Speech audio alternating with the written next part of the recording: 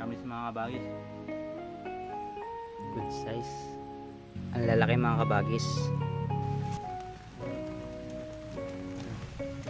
Nauulam rin po to. Masarap rin po to yalo sa pansit. Violet. Violet na siya.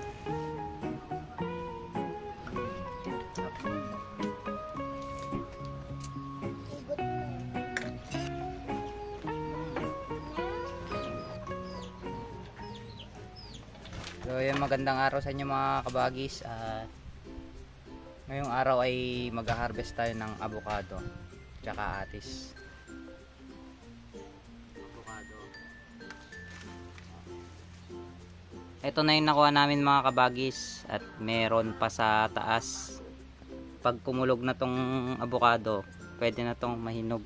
Pwede na to. Pahinog na lang natin. So kukuha pa tayo mga kabagis sa taas. Ito pala yung tinatawag naming saruka mga kabagis. Pangkuha ng mangga o kaya mga prutas. Ito. Pero kukunin natin ng avocado.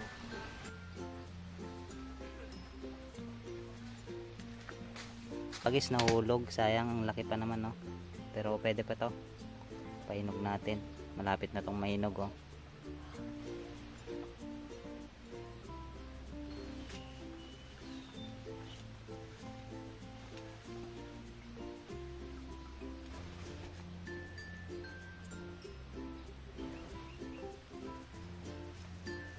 Tapos na nating makuha yung mga avocado mga kabagis. Kukunin ko sana tong tong lukban na to, matamis tong lukban na to. Kaso may bubuyog sa baba. Baka kakagatin ako niyan. Cherry kung tawagin dito sa amin. Ito yung pag nahinog kulay violet o kaya kulay black. Tapos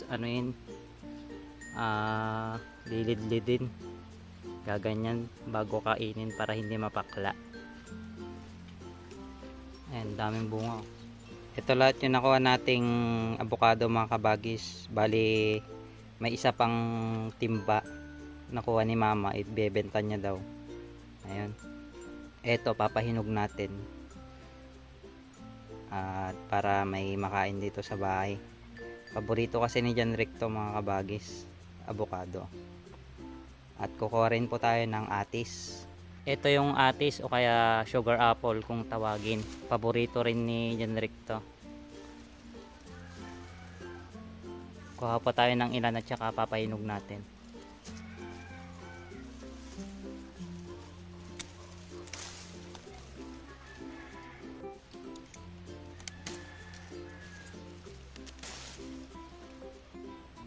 Ito, hinog na mga kabagis oh. At meron dito hinog na. Ayan. Ito yung atis mga kabagis, tikman natin.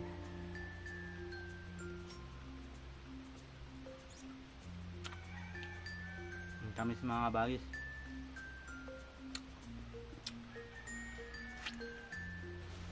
Ilalagay na lang natin sa ibabaw yung atis. Tsaka meron pa dito mga kabagis oh. Puno na. Kaysa ibenta natin, ipahinog na lang natin para may makain. Lagyan ng gatas kaya ulamin tong avocado. Inuulam namin tong avocado, sinasawsaw namin sa bagoong. Yan mga kabagis, pahinog na natin. Tingin-tingin lang tayo dito mga kabagis, baka mayroon.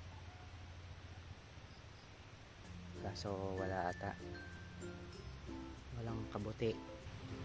Sayang to mga kabagis oh. Na na siya. Nalipos na siya. May mga uod na to sa sayang. Ito po. May nakita na tayo mga kabagis. Kabuting nuno. Pero masarap rin to mga kabagis. Good size. Ayan. Masarap rin to mga kabagis. Ayan, swerte. Nakaisa pa lang tayo. Tingin pa tayo ng iba. Baka meron pa. At ito yung nakuha natin. Isa pa lang. Sana nga madagdagan pa. Kayo mga kabagis, nag-uulam rin po ba kayo ng ganitong kabute? Yung kabuting nuno o kaya kabuting punso. Mga kabagis, ang layo na ng pinuntahan natin. Nandito na tayo sa may gitna ng bukid. Kaso iisa pa lang nakita nating kabuti. Kaya uwi na tayo mga kabagis. Magtatanghali na rin. Ilang oras na rin ako naghahanap. Medyo minalas tayo mga kabagis. Iisa lang yung nakuha natin. Ilang oras tayo naghanap eh. Ayan o. Doon hanggang sa baba kanina, doon ako. Ang lawak nito mga kabagis, pero wala tayong nahanap. Iisa lang. Bago ako umuwi mga kabagis, magugas muna ako ng paa dito. Dito pala ako madalas mag vlog mga kabagis oh. Ayan. Dito rin po madalas maligo si John Rick pag walang pasok. Pinapasyal ko po siya dito para maligo. Malinis po dito. Sobrang linaw ng tubig. May papakita ako sa inyo mga kabagis oh. Tignan nyo to, bukal. Ayan. Ang lamig po ng tubig. Pwede rin po itong mainom. Naiinom po to. Ayan. Tignan nyo mga kabagis oh, ang lalaki oh. Grabe oh. Mas malasa po to kaysa sa kabuting uong. Yung uong bunton o kabuting punso. Mas malasa po to. Ang lalaki mga kabagis. Ayan o.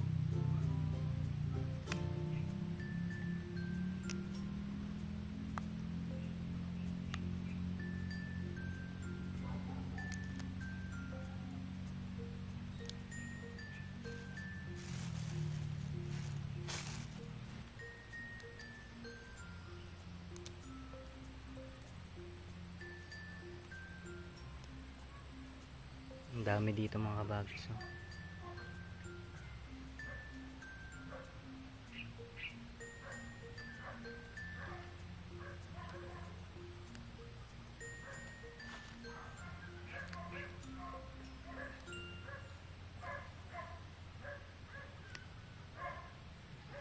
Ito na lahat na nakuha natin mga kabagis na kudit. Dami, lalaki.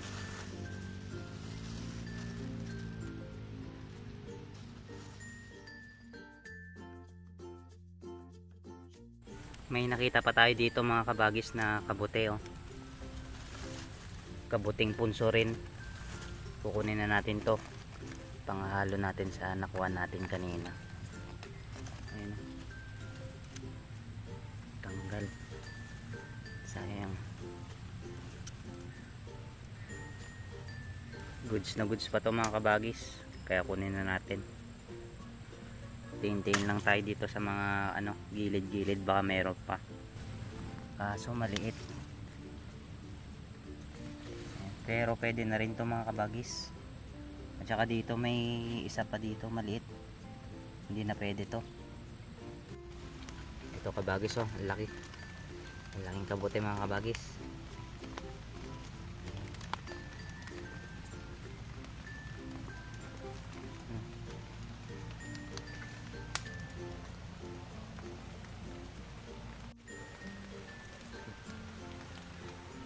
Laki mga kabagis. Ito mga kabagis, may nakita tayong kabuting daga o rat mushroom na uulam rin po to. Masarap rin po to ihalo sa pansit.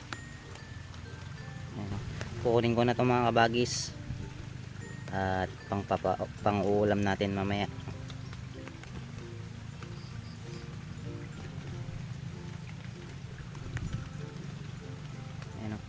Ito yung sinasabi ko sa inyo mga kabagis na toxic food oh. Tingnan nyo, ang ganda ng pagkakahinog. Violet, violet na siya.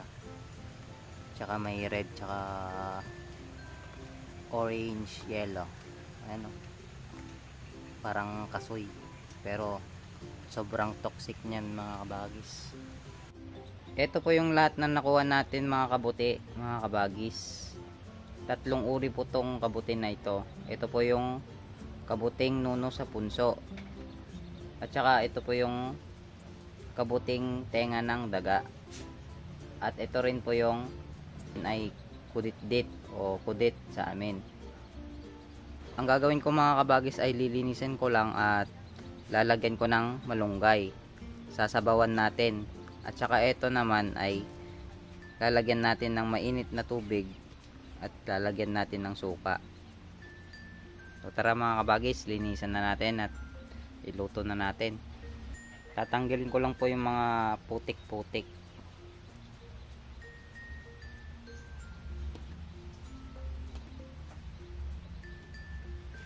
So ayan mga kabagis, nalinis na natin at tatanggalin na lang po natin tong nasa dito sa taas ng kabuting to.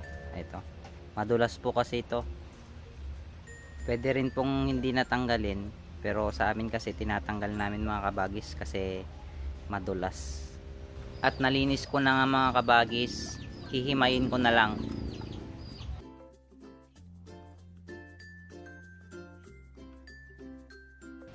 Ito na mga kabagis, tapos na natin mahimay at malinis ang mga kabuting ito. Andito po sa likod ng bahay mga kabagis, ito po yung malunggay.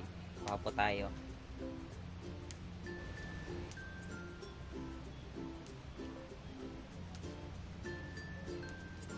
Ayos na po ito mga. Ito po yung nakuha nating ampalaya mga kabagis. Oh. Isasawg rin po natin to. Lagyan po natin ng tubig. Ito mga kabagis, lagyan po natin ng sibuyas. Lagay po na natin tong kudit. Ito po yung uuna natin. Lalagyan rin po natin ng bagoong. Ilalagay na rin po natin tong kabuti. Kabuti sa punso.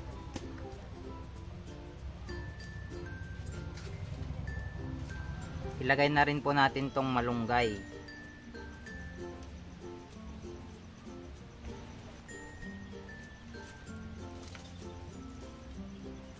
Ito mga kabagis, ilalagay ko na rin po tong ampalaya para may pait-pait naman po yung sabaw.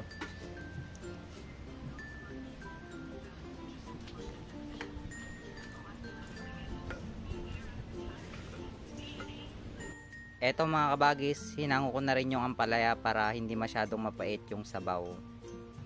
Eto na rin po yung ear rat mushroom. Binabad ko lang po to sa mainit na tubig and then nilagyan ko po ng luya at saka suka, sibuyas. Ang texture pala nito mga kabagis is malambot siya, parang gelatin na basta masarap mga kabagis. Ito rin po yung kadalasang hinahalo sa pansit.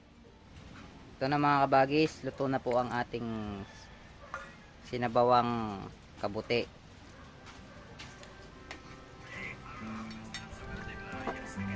Luto na po ang ating sinabawang kabuti. Kain na po tayo mga kabagis. Ito po yung ear rat mushroom. Yan. Ito mga kabagis.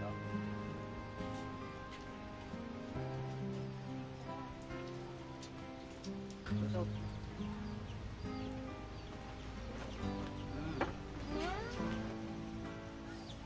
Sarap mga kabagis. Lapayag.